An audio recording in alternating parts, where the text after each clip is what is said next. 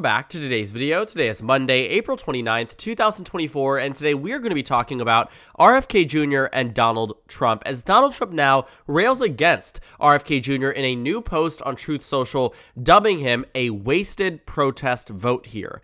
A decision that seems to stand in direct contrast with where Donald Trump stood just around a month ago, saying that RFK Jr.'s candidacy was great for MAGA, and in simpler terms, great for the Trump campaign.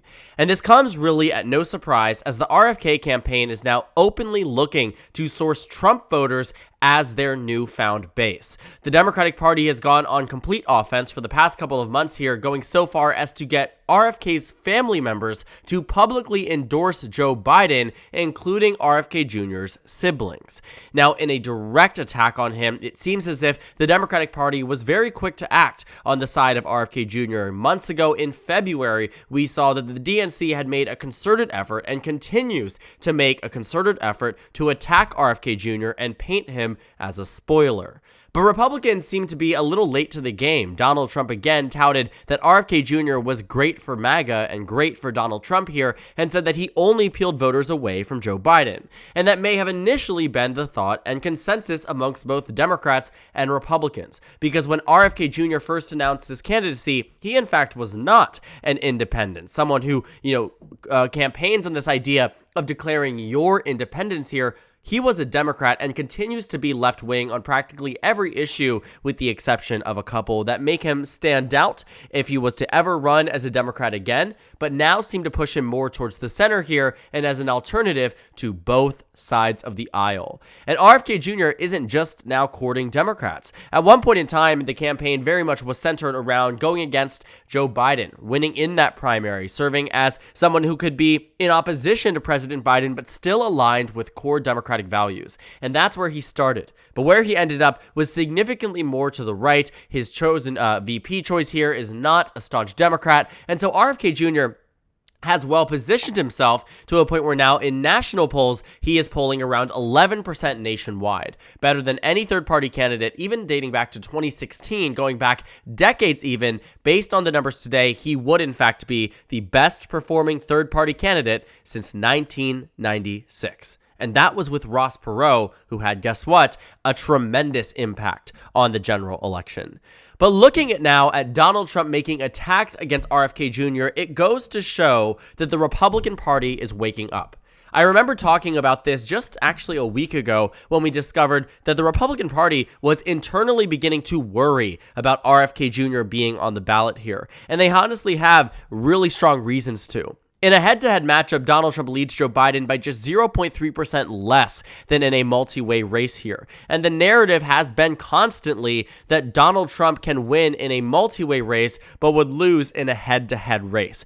And I think there are two ways to take this. On one end, Republicans are probably realizing that they maybe could win a head-to-head race against President Biden. And then on the other side of things, that a multi-way race does not necessarily say that Joe Biden would lose the election here. Performing on average roughly the same amount, well within the margin of error, is a good starting point for the Biden campaign, because in this multi-way race, almost everybody else, in fact, honestly speaking, everybody else here is to the left of Joe Biden on some issues, and for some of them, like Cornel West and Jill Stein, the left to Joe Biden on the majority of issues. And so when you see here that the race is between a Democrat, a Green Party candidate, a former Democrat and former Green Party candidate, and a former Democrat here, and yet Donald Trump, as the only conservative and Republican voice, is getting just a 1.6% lead, you start to see why they are worried. And even when it goes so far as to seeing some data here, for example, we can take a look. The head-to-head matchup polls here between Biden and Trump, and according to Marist College here, Biden leads by 3 in the head-to-head. With third-party candidates included, including RFK Jr., Biden leads by 5. And so they're starting to realize and wake up and, see that it does not mean, because RFK Jr. is on this ballot here, that Joe Biden automatically loses the election. And so now Donald Trump is really going on the offense. It isn't just here too. Again, they're recognizing that, some of these things here are really going to do damage to them. If RFK Jr. can market himself as someone who is anti-vax, who offers a unique independent narrative here, there are serious reasons to believe that he could do damage to the Trump brand. Even some new numbers here seem to suggest, according to the NBC News poll here that shows Trump ahead by 2 on the national figure, but Biden ahead by 2 in the multi-way figure, you find that in these voting groups, when they ask voters who are choosing RFK Jr. over Biden, over Trump, who previously answered Biden and Trump by a 2-to-1 ratio, it is Trump supporters peeling away from Trump, then it is Biden supporters peeling away from Biden. A 2-to-1 ratio. 67% of that support that comes from previously support for either Biden or Trump comes from Donald Trump's side. And so now they're really, really ramping things up, and now he's even declaring him a Democratic plant. I mean, a month ago, Donald Trump was saying that RFK Jr. was great for MAGA. In fact, RFK Jr. seemed to have been courted potentially by some mainstream Republicans who went behind the scenes and asked RFK Jr., would you be willing to endorse Donald Trump? Would you be willing to be on the ticket, even potentially as vice president? And while that may not have been something that was seriously taken, the idea that this was floated and the fact that you had Republicans who joined the RFK Jr. campaign, Republicans today that served on the Trump team in 2016 and 2020 that are now on the RFK Jr. team, I mean, it is clear here that there was at some point in time, it seemed to be an intentional collusion or an effort to intentionally collude between the Trump wing and the RFK Jr. wing, to which RFK Jr.'s side does not seem to be taking up. But now you are starting to see that in an effort to win over these voters, it actually is striking a nerve with Donald Trump. He says that RFK Jr. is a Democratic plant. He attacked him over his energy record in the state of New York, and he goes so far as to say that he would take Joe Biden over RFK Jr.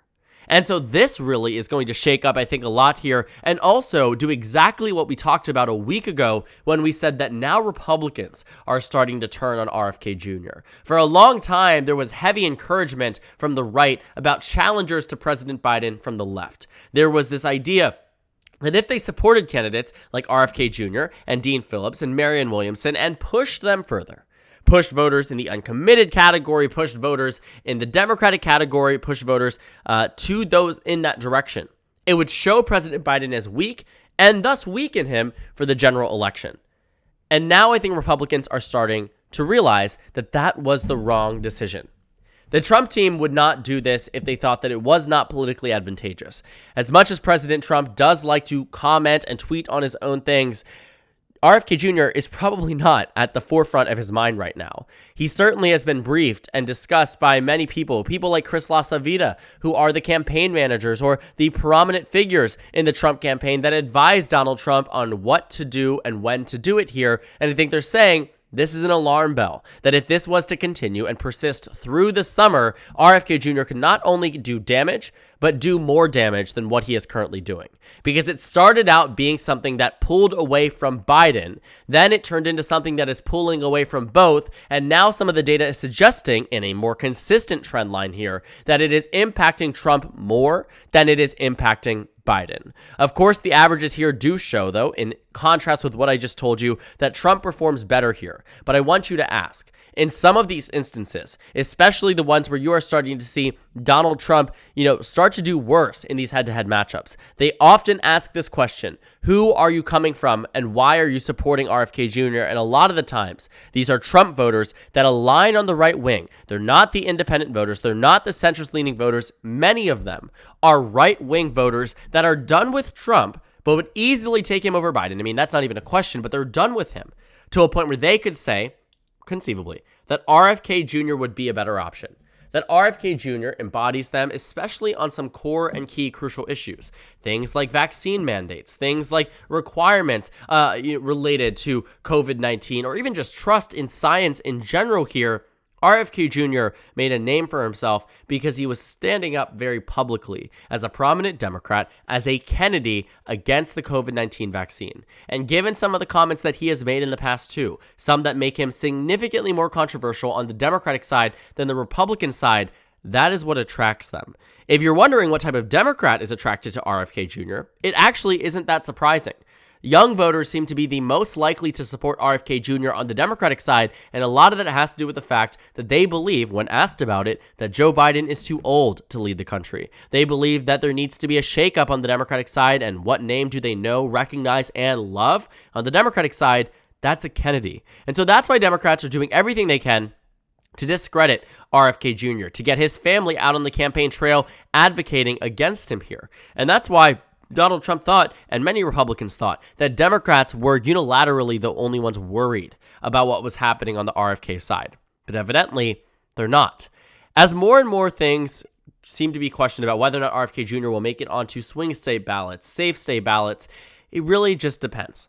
I think RFK Jr.'s impact could be very limited simply by the ballot access that he has. The level at which he is taken serious over the summertime will also largely be determined by where he is campaigning and how he is campaigning.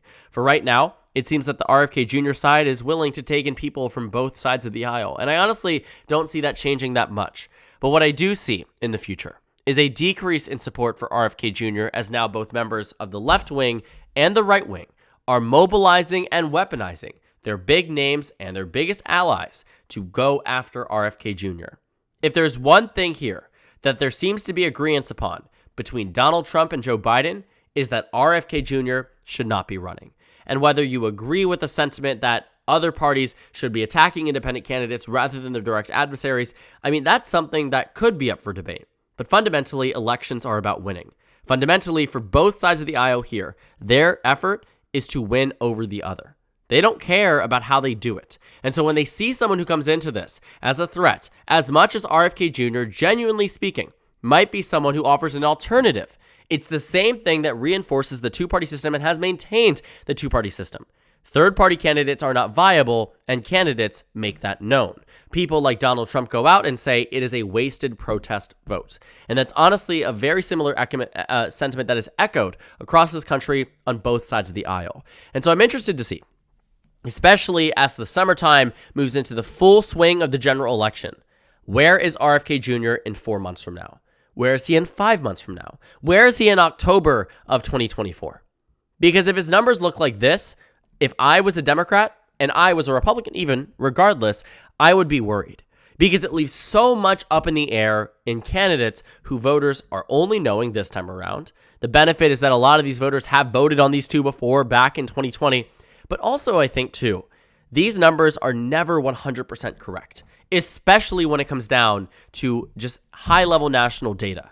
In 2016, in the multi-way race here, I want to see if we can find it, we find that on Election Day, we saw that the results were a little bit overestimating for support for third-party candidates. Gary Johnson was supposed to receive 5%, he got 3%. Jill Stein was supposed to receive 2%, she got 1%. But in some of the earlier stages of the campaign, you can't act as if the numbers didn't show better points.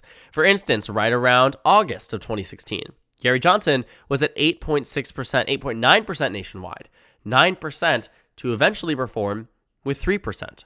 Jill Stein at one point in time was at 4% nationwide. All that to perform at just 1.1%. And you can see that as time went on, as the general election season got closer here, the numbers for the top two started to increase. They started to get better. And what you found here too was that by the end of the map, the two-way race actually showed a very, very, very similar result to what the four-way race showed. 3.3% for Hillary Clinton to 3.2% for the head-to-head. And so I look at that and say, that's a win for polling because it showed very little difference here. And it also seems to suggest that there was, in fact, going to be very little difference between the two. And so it's interesting because if President Biden can turn around his head-to-head, chances are he's turning around this multi-way race too.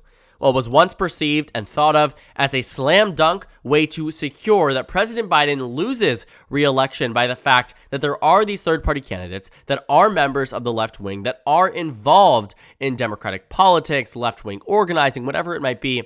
This idea here was rooted in something that maybe in standard political convention could absolutely be taken in as, true thought, as something that would pan out to be absolutely correct. Because at one point in time, it seemed to be undeniable that Kennedy was almost only pulling away from the Biden campaign and was going to do exceptional damage to the Democratic ticket. And now today, I don't know which ticket he does more damage to. And so we'll see As Democrats and Republicans ramp up these attacks, I entirely expect his numbers to decrease from 11% down to 9 to 8 to 7 to 6 to 5, and by the time we reach November 5th, 2024, if I was to put money on it, I would say that RFK Jr. gets less than 5% of the national vote. Very different than what we are used to and what we see today, but that is standardly the case with a lot of these third-party candidates here, and based on the attacks he's been seeing from both the left and the right, I wouldn't be shocked if that was the case. So thank you guys so much for watching this video. Make sure to comment down suggestions below. Subscribe on the left if you haven't already, and check out the Instagram and Twitter. At the bottom left of the screen, there's also a Discord server for you to go ahead and join. On the screen, there's a video you can watch, and then a playlist for my 2024 election analysis videos. Again, thank you guys so much for watching, and I will see you all later today.